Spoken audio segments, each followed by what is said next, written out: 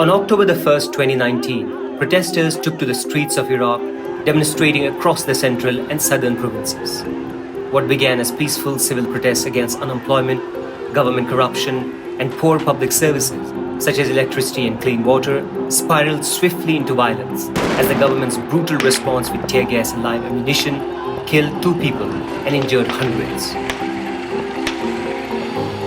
This is Beyond the Headlines. I'm your host Suhail Akram, and this week we're looking at 1 year since the popular anti-establishment protests started in Iraq and the impact they have had on the country.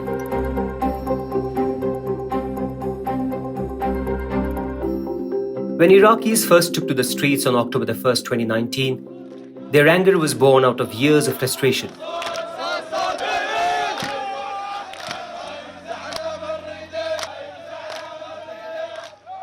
Let's rewind to 2003. The US invasion not only undermined any semblance of security in Iraq, it created a corrupt and sectarian political class that has left the country's economy in ruins. According to the World Bank, Iraq has the 4th largest proven reserves of oil. But in 2014, more than 22% of its population of 40 million people were living on less than $2 a day. Last year, protesters took to the streets to demand their fair share of the country's oil revenues, an end to the rampant corruption that led to underfunded public services, high unemployment, and a stagnant economy. On the first day of protests, Iraq's then Prime Minister Adil Abdul Mahdi called for restraint and respecting the law after the security forces opened fire and used tear gas, killing at least 2 people and wounding more than 200. A day after the protests began, the government took 70% of the country offline and blocked social media in an attempt to quell protests sweeping major cities.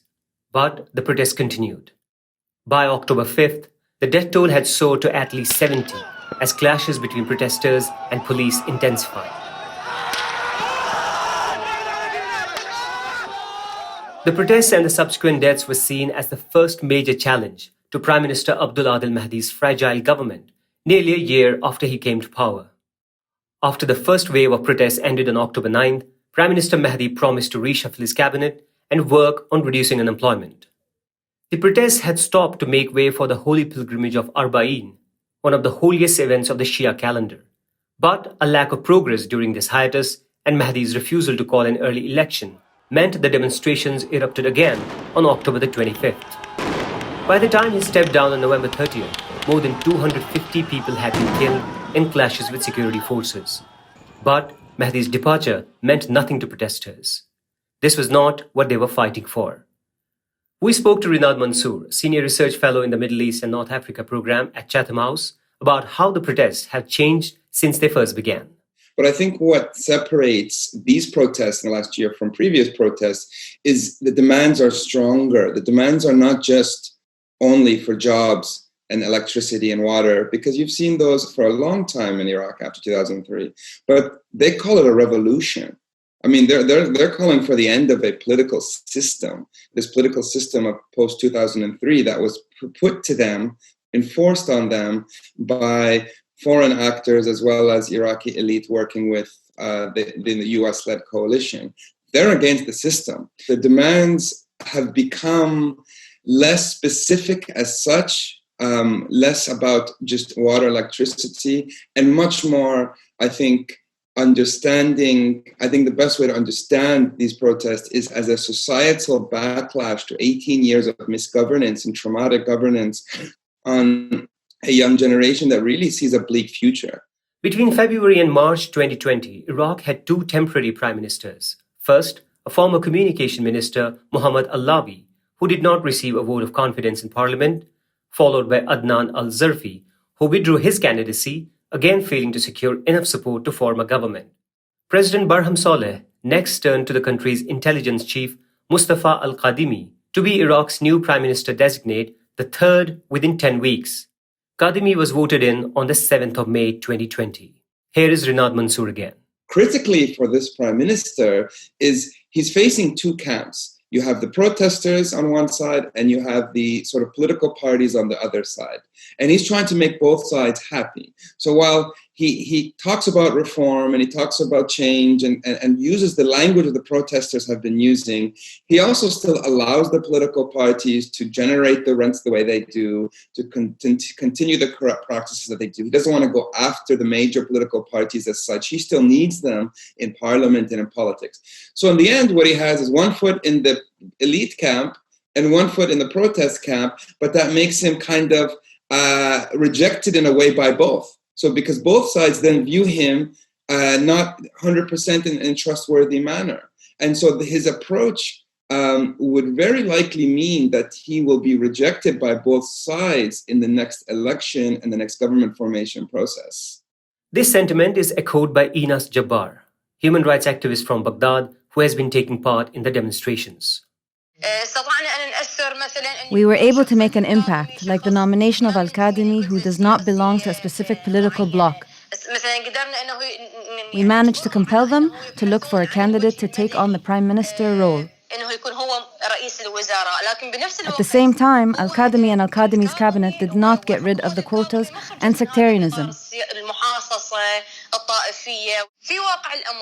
In reality, the radical and real change we were hoping for has not happened.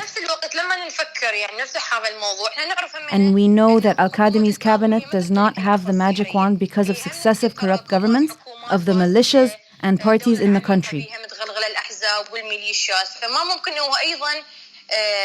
So definitely we will not be able to live a prosperous life in a year or two. But the least we were hoping for was to condemn those who killed the demonstrators. The killings Inas mentions are assassinations targeting civil rights activists in the country. In July, Iraqi security expert Husham al-Hashimi, an outspoken critic of Iran-backed militias in Iraq, was killed outside his home in Baghdad. His life had been threatened by the militias. On August 14th, 30-year-old Tahsin Osama was shot dead while traveling in a car. Just 5 days later, 29-year-old Riham Yaqub, a doctor and human rights activist, was shot dead. According to Iraq's Independent High Commission for Human Rights, there were 6 assassination attempts targeting activists in the month of August 2020 alone. The commission also recorded 16 attempted killings since October 2019. Protesters say there's a constant fear lurking in the streets of Iraq of being assassinated. In the month of July and August, angry Iraqis again took to the streets, protesting the killing of civil rights activists and journalists. The assassinations of Tahsin Osama, Riham Yaqub, and Husham al-Hashimi had sent shock waves through the country.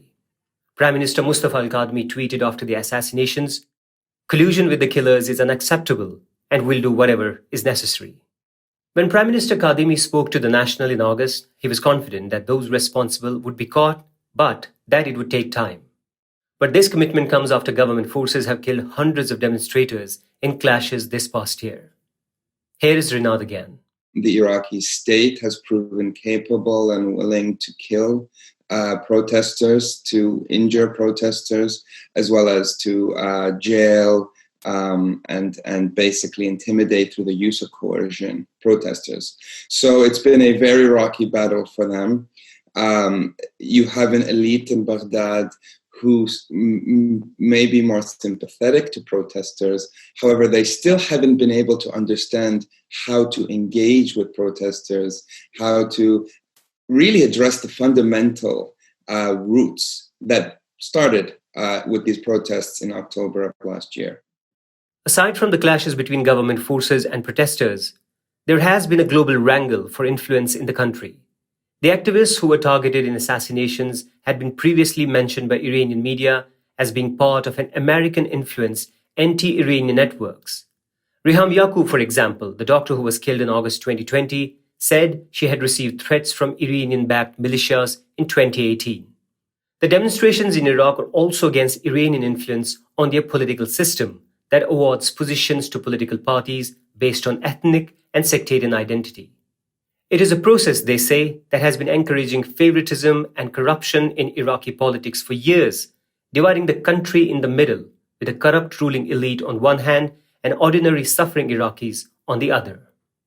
Since the US invasion, Iran's influence over Iraq's internal affairs has grown steadily. Renad explains the careful balance it keeps. I think it's clear that Iran's role has grown since 2003. A lot of Iran's policymakers remember the brutal 8-year war between Iraq and Iran in the 1980s. So Iran's goal has always been to make sure that Iraq is never that strong to pose a neighboring threat. But at the same time, I think Iran has also learned, particularly in 2014, when ISIS came to its doorsteps in Iraq, that Iraq cannot be too weak to allow security threats to emerge. So it needs to find a balance of an Iraq that's not too strong and not too weak. At the same time, to do so, what Iran does is it engages the Iraqi state as almost a network. So it has relationships across the political parties. Since the US invasion of Iraq, the Quds Force, part of the Iranian Islamic Revolution Guard Corps, has been growing its influence in Iraq. In April 2019, the US branded both organizations foreign terrorist organizations. In January 2020, the US assassinated its leader, General Qasem Soleimani. President Donald Trump recently said the US troops would withdraw from Iraq, leading to concern that the void would be filled by Iranian influence. At the end of September, Secretary of State Mike Pompeo threatened to close the US embassy in Iraq if the country's security forces were unable to secure the Green Zone, a heavily fortified area in the center of Baghdad, and prevent attacks on the US embassy. Washington blames Iran-backed militias for firing rockets at its embassy on a nearly weekly basis for months, and for shelling Iraqi bases housing international troops, including many US soldiers. Shutting down the embassy would secure American diplomats, but could jeopardize efforts to prevent Iraq becoming too reliant on Iran. In the past, the US has been a huge player in Iraq. As Renad explains, it still is. The US has obviously been one of the most, for a long time, the US was the most powerful, actor in Iraq. I mean, the US was the sovereign of Iraq for several years. The US is responsible for designing, partly with Iraqi allies, the system of governance that the protesters are rejecting. So yes, the US does have a role. The US is still militarily intervening in Iraq. The US is still striking not just at ISIS, but also, of course, at the beginning of this year against Iran, Qasem Soleimani, Abu Mahdi al-Muhandis, and other militia leaders. So, of course, the US has a role in this. And the US is a target as well, of course, from Iranian groups inside Iraq. So the US is very much at the heart of conflict in Iraq. It's tried for many years. Its politicians have tried. Its officials have tried to fix the Iraqi state. But I think fundamentally at the core has been an inability to understand what the Iraqi state is and how it functions. But also I think, particularly in the last administration, viewing Iraq through the lens of Iran has destabilized Iraq to some extent more than it was before. The influence of Iran is part of a broader issue of sectarianism in Iraq. The population of Iraq is approximately 65% Shia and 35% Sunni, with 15 to 20% Kurdish population. After the fall of Saddam Hussein in 2003 following the US invasion, the Iraqi parliament was built along sectarian lines, giving representation to these groups. Sectarian violence marred much of the time between 2006 and 2009 in the country. But the protests have also been against this sectarianism. The majority of the Iraqi population is under the age of 25. The demonstrators want to see a rise in Iraqi unity and a move away from the sectarian politics. One of the chants from the protests included, "Not Sunni, not Shia, we reject your sectarianism." The core issue that led the people to protest are still unresolved. And the issue of the coronavirus pandemic has meant that not only are Iraq's economic situation, public services, and jobs affected, but so is people's ability to protest. However, Renad doesn't think the pandemic will dampen the protests. The protests go in waves, right? It's not like you could have mass mobilization for months and months and months and months. What I would be looking at instead are, have the roots been addressed? Because if the roots of why Iraqis are going to the streets haven't been addressed, they're going to come back. And they're going to come back and back. And already when I speak to protesters, there is all these plans to mark the 1-year anniversary by mobilizing quite in a mass way. So the pandemic has, in terms of operations, been a hamper to them. But again, I view this as a much more long-term problem. Until the problems have been addressed, the protesters intend on continuing. And with poverty rates at just over 30%, according to UNICEF, Iraq needs a drastic change. But are protests the answer? After a year of demonstrations, have Iraqis achieved anything? I would say that this is more of a process, and it's going to be a very bloody process, and there's going to be a lot of competition in this process. But we shouldn't be too quick to rush to judge, oh, it's a failure because their demands haven't been met yet. But to be clear, their demands have not been met. That elite pact, that elite mold of post-2003 parties and political leaders continue to govern, and they've proven quite capable of managing existential threats like protests because they come together in a way to sideline such threats to them. If the political elite is capable of managing the protests, can they also hold on to their wealth and power until this blows over? Inas doesn't think that's a viable option. In this bad situation in Iraq, we have suffered bitterly. We have seen how bad the health sector is and how hard it is to deal with the crisis in addition to the collapse of the economy and the people who had to find a job.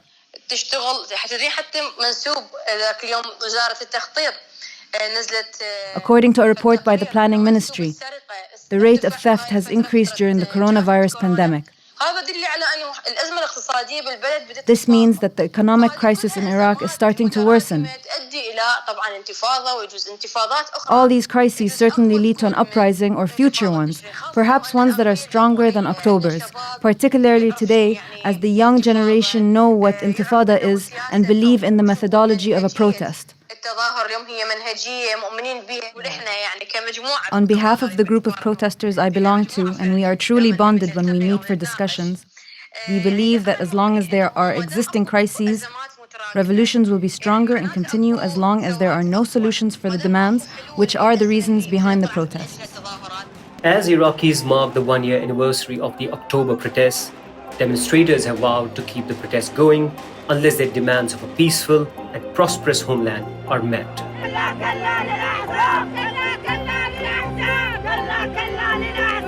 You've been listening to Beyond the Headlines. I'm your host, Suhail Akram. If you have enjoyed this week's episode, please subscribe, and if you have time to leave a review, we would really appreciate it. Thanks this week to Renad Mansour and Inas Jabbar. This week's episode was produced by Aisha Khan and Arthur Edison, with additional assistance from Mina Aldrubi and Lisa Ayash.